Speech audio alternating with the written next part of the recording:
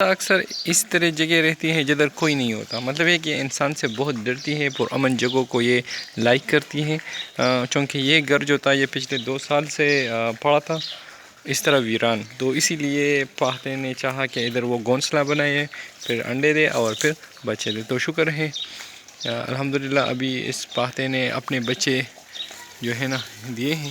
پتہ نہیں ابھی پاہتا کہیں گیا ہے، لیکن یہ پاہتے کے 2 بچے ہیں جو کہ جوڑے کی شکل اس نے اختیار کی ہے، اور یہ بہت پیارے لگ رہے ہیں۔ یہ دونوں ابھی سو رہے ہیں، اور یہ اس کی فرنٹ ہے۔ تو اب یہ ہو گئے ہیں 5-6 دن کے ہو گئے ہیں۔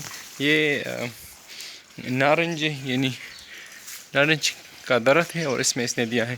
پاہتا عموماً بہت سادہ گھونسلہ بناتا ہے، اور